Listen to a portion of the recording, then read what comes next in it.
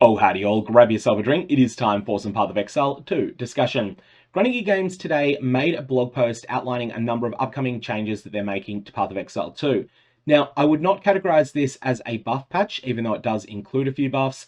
I wouldn't categorize it as a nerf patch, even though there are a couple of nerfs in it. I'd primarily categorize this as a feature addition patch. We'll get to the details of this in a sec, but I think the single thing that is going to be the biggest change in this for people will be felt while running the campaign rather than endgame. These are the changes to checkpoints. These were telegraphed last week. What they're going to be doing is adding the ability to fast travel between checkpoints in a zone once you have added them onto your mini-maps, once you've explored them. This is going to feel transformative in the campaign. The main reason for this is that you will not be as worried about backtracking as you've been in Path of Exile 2 so far. There's a lot of backtracking in certain areas. It's not necessarily every area of the game, but there's a few where the backtracking can feel pretty overwhelming. That is going to, broadly speaking, be obliterated. All you need to do is just get to the nearest checkpoint, and then you can get to anywhere else that you've already been, or at least reasonably close to it, within that entire zone. There'll be more checkpoints added to areas, mostly at entrances and exits to the areas, and that's also going to reduce the amount of zone transitions that you need to go through, because it's currently been my practice, something I learnt from my first run through of the game, that when you're exploring a zone looking for 2 or 3 different things in there, maybe you're looking for a skill point boss and you're also looking for the exit to the next zone. If you find the exit to the next zone first, you would then go through into that zone, look to see if there's a waypoint at the start. If there's a waypoint at the start, you'd grab it, then you'd go back in and start looking for that boss. And then once you find the boss, you kill the boss, then you port back to town, and then you come back to the waypoint. That's been the way that you've traveled around zones in the past. You're not going to need to do that. That's going to mean less loading screens that you need to go through in order to play the game. So all of this really, really good stuff. The other change they're making comes to passive point respecs. Now, passive point respecking is going to be cheaper at higher levels in particular. And they're going to be making it so that if you're in early to middle maps, you should expect to be 40 to 50% less gold cost for respecking. Now, I think there's been a real problem with the way that gold has worked in Path of Exile 2. The main thing here is that in Path of Exile 1, where gold was originally tested, there's not really any way that you can trade an item to another player and that they can then get rid of that item in a way that conjures them gold. So in Path of Exile 1, the only way to get gold is to just go and play the game. In Path of Exile 2 though, if you want to get gold, you can get gold simply by trading for an entire stash tab or more of just bulk items from other players. And this is something that has been really starting to take off, not really as a result of people just intuitively discovering this, but as a result of people having a desperate need to respec. Because last week, Grinding Games made a number of sweeping changes to certain support gems, complete redesigns of them really, that meant that some existing builds didn't function very well at all. And those builds, the people that were playing them found they had to thoroughly respec in order to get their character in a workable state again. Some of them found themselves in a spot where they had no gold and no really efficient way to farm it. And as a result, they started brainstorming ways to circumvent the fact that in Path of Exile 2, all respecs are bound to character on acquire. Well, plenty of people within the Path of Exile player base are smart, and they came up with this solution. The problem is that then other people saw what they were doing and realized, hey, I've got another use for having a ridiculous amount of gold and the ability to just endlessly trade for it from other players. I want to sit on the currency exchange and flip items all day. And so what we've got here is a way not just to circumvent the binding to character of the respec resource that you use on your character, but also a way to circumvent the binding to character of your access to the currency exchange. In Path of Exile 1, the only way to get gold to use with Faustus, who runs a currency exchange there, is by going and running maps yourself, or at least doing it in a group with other players where you're at least playing the game in some passive way. In Path of Exile 2 though, all you need to do is just sit in town and trade for entire stash tabs or even quad tabs full of unwanted items from people who are mapping. This, I think, is a real problem, and it's something that has been let out of the bag by the fact that Grinding Games didn't provide free respecs last week. That's the real mistake that was made, but now we're dealing with the consequences, and those consequences will endure even after the pain of those not given out free respecs is gone.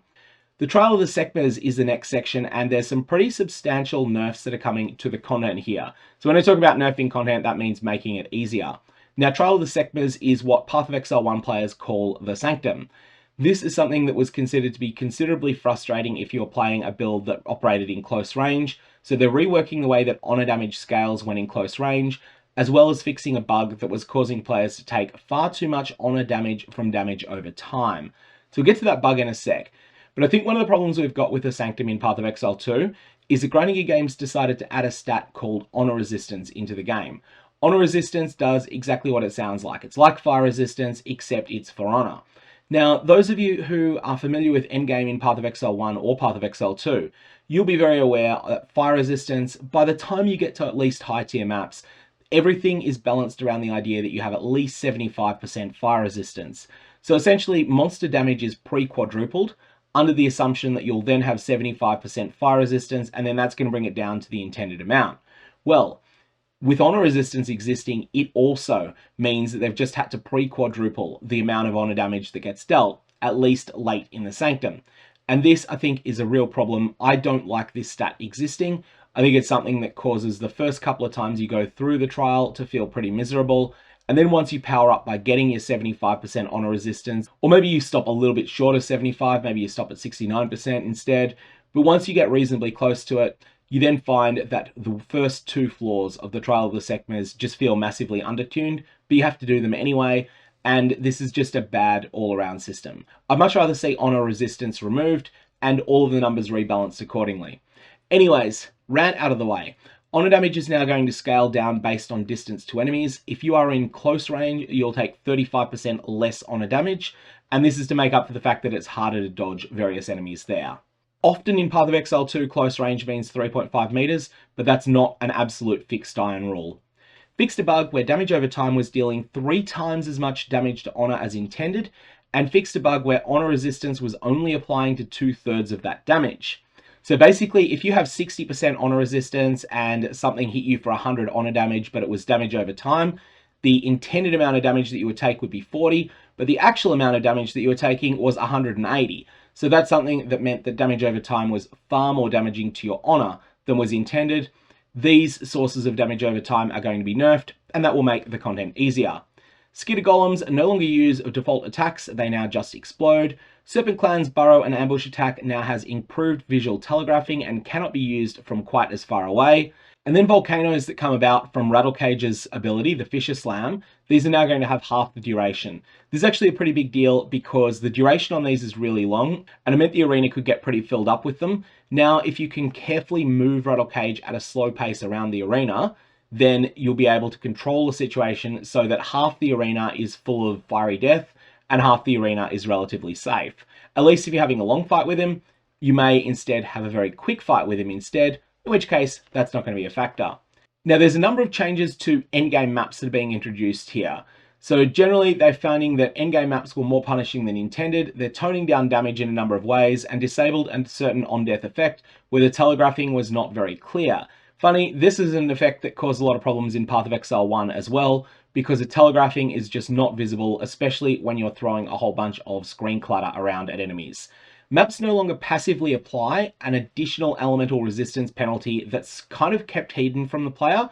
So when you hit tier 6 maps, it was the case that there was a hidden additional mod on every map that was players have 10% reduced elemental resistances, and there was a second stacking copy of that mod that kicked in at tier 11. This was not conveyed to the player very well at all. In fact, all of the resistance penalties that you accrue over the campaign are kept kind of secret from players.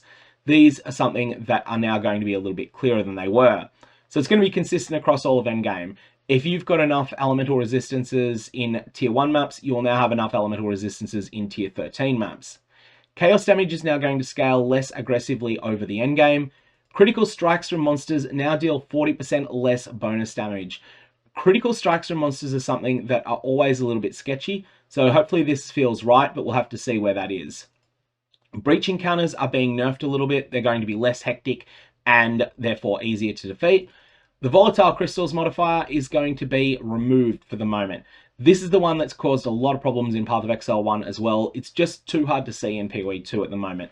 There's nothing fundamentally unfair about this ability. The ability itself is fine. It's very punishing if you're playing certain builds like Ball Lightning specifically, but in general, it is a fundamentally fair ability. The thing is that it's just too hard to see. Purple explosions created by Volatile Plants modifier on rare monsters. These are going to deal significantly less damage. This did feel like a bit of an outlier to me as well. And Siphons Flask charges modifier on monsters. This was the most egregious overpowered monster modifier ability in Path of Exile 2, and it is getting a 90% nerf. 90%. So this is going to be something much more reasonable. Their intention here is to make the endgame feel much more survivable than before, and they're going to continue identifying and ruling out problematic cases as they arrive. Next up, there's a section that is explicitly dedicated to buffs and nerfs. Belt charm modifiers are going to be buffed, they're going to appear earlier in the game, and they're also going to be more common than they were. Electrocute is going to be harder to build up, but the damage penalty has been removed from the support gem. There's going to be a new cluster added for lightning damage and electrocute that's being added to the passive tree, so if you want to spec into that, you'll be able to do so. Now, something here that will be quite interesting, this is probably going to be a bit of a nerf for me. It is now more difficult to chain freeze enemies by reducing the amount of freeze buildup applied after a freeze has been applied. This is something that I had been noticing that particularly Frostwall felt really, really good, because you could drop 3 of them on a boss. That would generally freeze a rare monster once you exploded them, and some unique monsters in particular, they would just explode them by virtue of pathing through them. And then you'd be able to recharge your frost walls and do the same thing again reasonably soon afterwards. So they're going to be nerfing that potentially degenerate strategy and making it so that you can still reapply freeze afterwards, but there'll be a period where it's harder to reapply freeze. Really got to see the numbers on this one to know how significant it is. Additionally, there's going to be a new source of +1 charms that's going to be added onto the passive tree at the Hunter's Talisman notable. And this cluster is then going to just gain this as an additional bonus. However, it's important to note there is going to be a hard limit of 3 charm slots.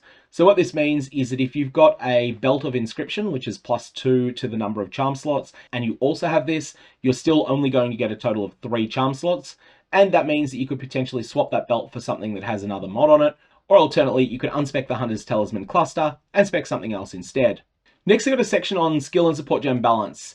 Since launch, we've unfortunately had to nerf a few skills that were far too overpowered. How do we define overpowered? Basically, it's a situation in which a certain skill is so much better than everything else that players feel no other method of playing the game is viable. So that's a pretty strict definition of overpowered. I would take a different definition myself, and that definition would be that something is overpowered if people have no interest in the power fantasy of a particular skill, respec into it because they acknowledge that it's more powerful than other options.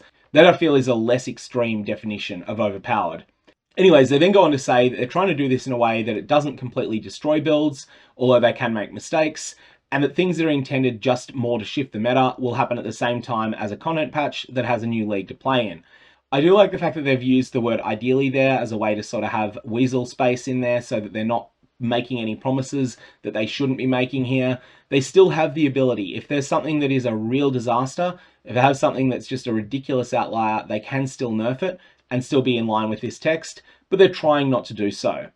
This doesn't mean we haven't been looking at underpowered skills and support gems. We've got a number of changes planned which should improve some of these skills. Full list will be in the patch notes, but here's a sample of what to expect.